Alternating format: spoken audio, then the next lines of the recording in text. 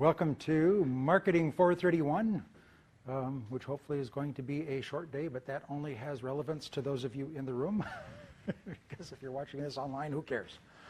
We are going to talk about probably the most boring thing that we are going to talk about. If you thought price was boring, wait till you get logistics.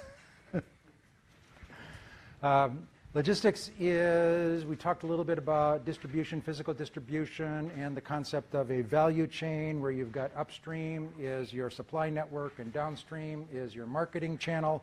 And we talked about all of those flows that have to happen and the point that most of those flows are just information, bits and bytes that can be managed through information technology.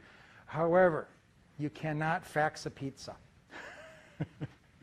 So there are, at some point for some products, there needs to be a way of actually getting the physical product from point A to point B, and that's kind of what logistics is all about. So I guess I just said that, the part of distribution that deals with the flow of physical goods and related information. And again, this is usually talked about with supply chain management because it's might be a little bit more complicated when you're looking at supply chain management than marketing channel management, because if you think about it, you probably have a lot more suppliers than you do customers, at least in terms of distribution channels, so it's probably more complex upstream than it is downstream, but it doesn't matter which way the boat is going, you need to do this stuff.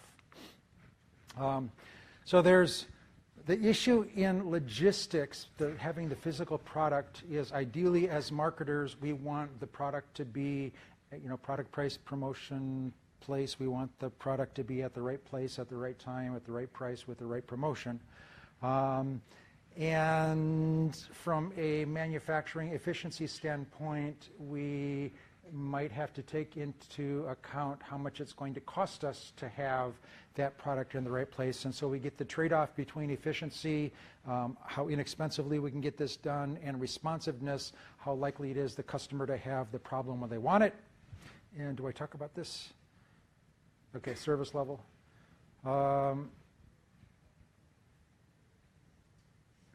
Yeah, time and transit dependability, that's much more important in business to business than it is in consumer. Because in business to business, you've usually got a process going, and with lean manufacturing, if your supplier isn't dependable, if I don't have cotter pins, I have to shut down my production line.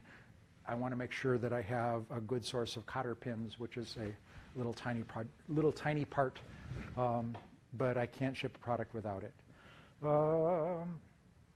And this is, we talked a little bit about distribution strategy, where we've got intensive distribution versus selective distribution. That all relates to responsiveness. With intensive distribution strategy, I want to have the product where the customer can grab it and put it in their pocket. With a selective or an exclusive distribution strategy, it may not be as important to have the product physically there, but it's important to have the ability to manage the transaction. So I could order some furniture. I might wait 6 weeks for it to be delivered, but it's important to be able to order it at the time that I want to see it. Efficiency is how cheap you can do this stuff. Order processing, transportation, materials handling, warehousing, inventory. And when responsiveness fails, we get what's called a stockout.